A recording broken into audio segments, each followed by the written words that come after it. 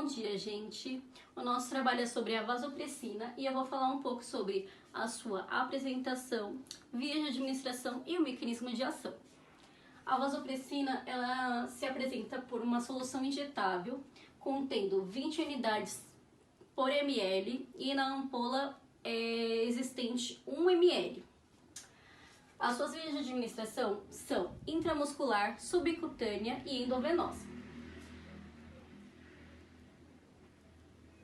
A composição da vasopressina, também conhecida como encrise, é o seu princípio ativo, que é a 8-arginina vasopressina. Também é existente o veículo, que é o clorbutanol, o ácido acético, a água destilada e o soro fisiológico, que viabiliza a fabricação da medicação.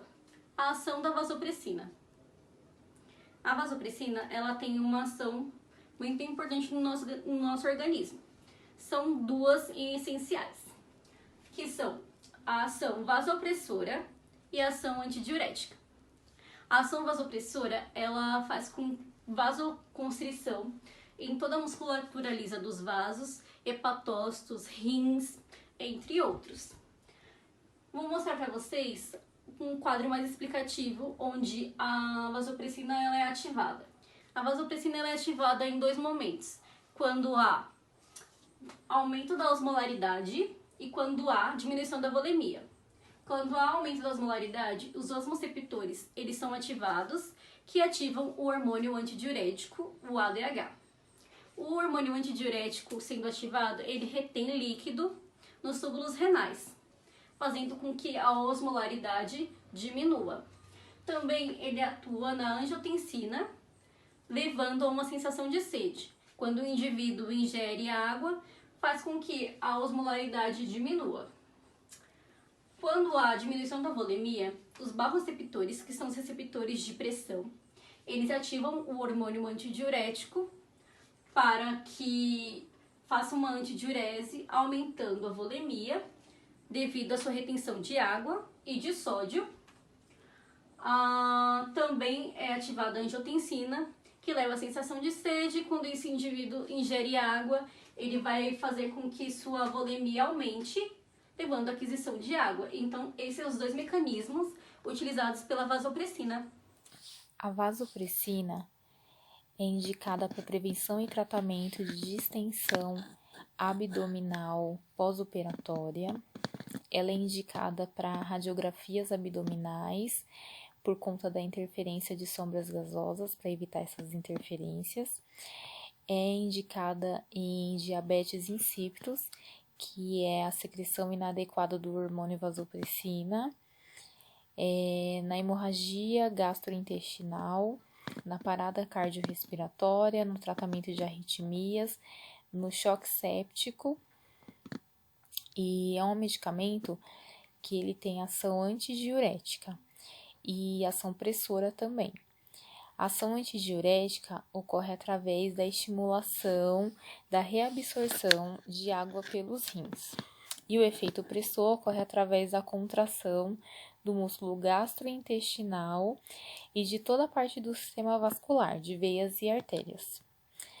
Quando essa medicação ela é administrada por via intramuscular ou subcutânea, os efeitos dela podem durar de 2 a 8 horas. Já quando a medicação ela é administrada por via intravenosa, os efeitos dela são mantidos de 30 a 60 minutos. A vasopressina, ela tem um efeito antidiurético, como foi anteriormente falado. Então, ela possui contraindicação para aqueles pacientes que possuem uma nefrite crônica com acúmulo de nitrogênio. E também possui contraindicação para os pacientes que possuem a hipersensibilidade aos seus componentes. Vamos falar agora sobre as interações medicamentosas da vasopressina. Observamos que alguns antidepressivos tricíclicos podem potencializar, sim, o efeito antidiurético da vasopressina. Eles podem desenvolver a síndrome da secreção inadequada do hormônio antidiurético, o ADH. E caso persista, pode desenvolver diarreia, edema nos pés e até mesmo nos tornozelos. Também observamos que a norepinefrina, lítio, heparina e também o etanol podem diminuir o efeito antidiurético do ADH. Eles podem inibir a liberação desse hormônio lá na neurohipófise, resultando em uma menor absorção da água nos túbulos distais e coletores do rim, e, consequentemente, aumentando a micção e deixando a urina mais diluída. Também observamos que alguns agentes bloqueadores gangliônicos podem produzir um aumento marcante na sensibilidade aos efeitos pressores da vasopressina. Bom dia. Falando sobre a vasopressina, ela é recomendada na via intramuscular, subcutânea e endovenosa. Para caso de distensão abdominal, recomenda-se de 5 a 10 unidades intramuscular e essa dose ela pode ser repetida de 3 a 4 horas. Para diabetes insípidos, recomenda-se também de 5 a 10 unidades, porém essa dose ela tem que ser repetida de 6 a 8 horas, se não houver controle. Já para via intravenosa, recomenda-se um catéter central ou, quando for veia periférica, que seja profundo e calibroso por conta do risco de extravasamento e necrose tecidual. Recomenda-se que inicia com 0,02 unidades e isso pode ser repetido de hora em hora se não houver controle em caso de hemorragia gastrointestinal. Já em caso de choque séptico, a dose recomendada é de 0,01 a 0,4, devendo ficar essa dose de 24 a 96 horas, o paciente deve permanecer com essa infusão contínua, né? Já em casos de ressuscitação cardíaca, no caso da PCR, recomenda-se uma dose mais elevada, de 40 unidades, seguida em bolos, né, e seguida de um flush de 20 ml de água destilada ou soro fisiológico. Bom dia! Agora eu vou falar um pouco sobre as possíveis reações adversas que os pacientes podem ter após a administração de encrise vasopressina. No sistema cardiovascular, o paciente pode ter angina, fibrilação atrial, bradicardia, parada cardíaca, arritmia cardíaca, cardiopatia isquêmica, baixo débito cardíaco, infarto do miocárdio, insuficiência cardíaca direita, choque e vasoconstrição periférica. O paciente pode relatar dor de cabeça e vertigem.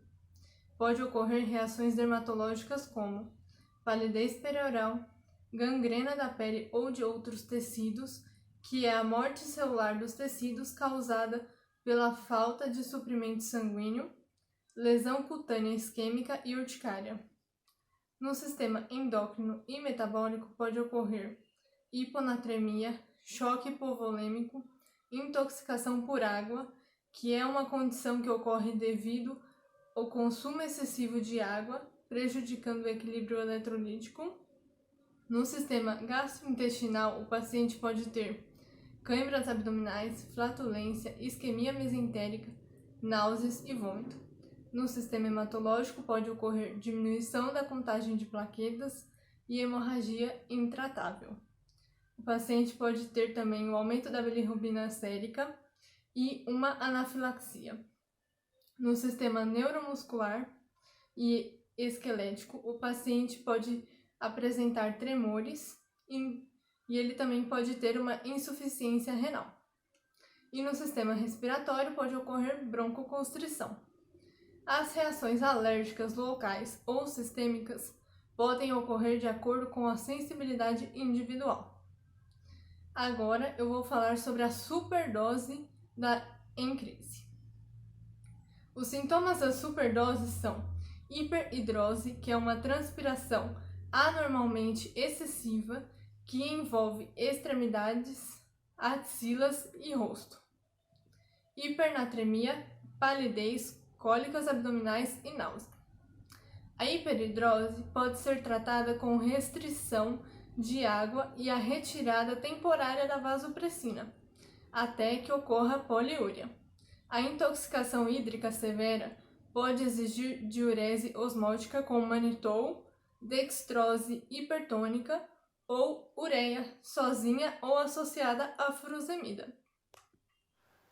Olá, eu vou falar um pouquinho dos cuidados de enfermagem em relação à vasopressina. Bom, o primeiro cuidado que se deve ter é sobre o preparo, administração e controle da vasopressina.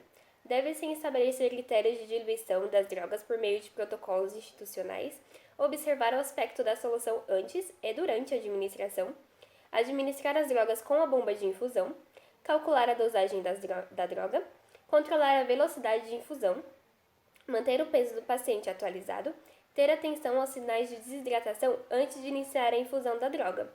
Deve-se também conhecer a ação, a estabilidade e a interação medicamentosa da vasopressina. Em relação à monitorização dos dados vitais, devem-se atentar às variações dos sinais do paciente por meio da aferição e monitorização contínua. Atentar-se para alterações do traçado de eletrocardiograma pelo fato da vasopressina poder causar infarto, angina e arritmias. Realizar a leitura da pressão venosa central a cada hora ou conforme a prescrição médica. Prescrição de enfermagem, perdão. Monitorização do débito urinário. Controlar o volume urinário a cada hora ou conforme a prescrição de enfermagem. Atentar-se para alterações da função renal, como a diminuição ou aumento do débito urinário. Acompanhamento dos valores de ureia, creatinina e clearance da creatinina. Realizar rigoroso controle hídrico. Realizar balanço hídrico. Além disso, a monitorização da perfusão sanguínea, acompanhar as variações do pulso e perfusão periférica, manter as extremidades protegidas da perda de calor, atentar-se para não garrotear os membros, realizar o rodízio do manguito da pressão arterial, avaliar o enchimento capilar. Além disso, deve-se ter cuidados com o acesso venoso, preferencialmente usar o catéter venoso central, se possível via exclusiva, lavar a via com o menor volume possível, restringir o número de extensões de dispositivos na via da droga, manter o dispositivo venoso pérvio, preferir veias calibrosas, como a cefálica ou basílica em caso de acesso periférico. Não injetar drogas em bolos pela via utilizada para a infusão da droga, observar os sinais de infiltração e sinais de infecção local, dor, calor, rubor e edema. Além disso, deve-se fazer a monitorização de elétricos séricos e status volêmico. Além disso, deve-se atentar a efeitos colaterais comuns, como a dor abdominal, náuseas, tremor, cefaleia, vômitos e diarreia.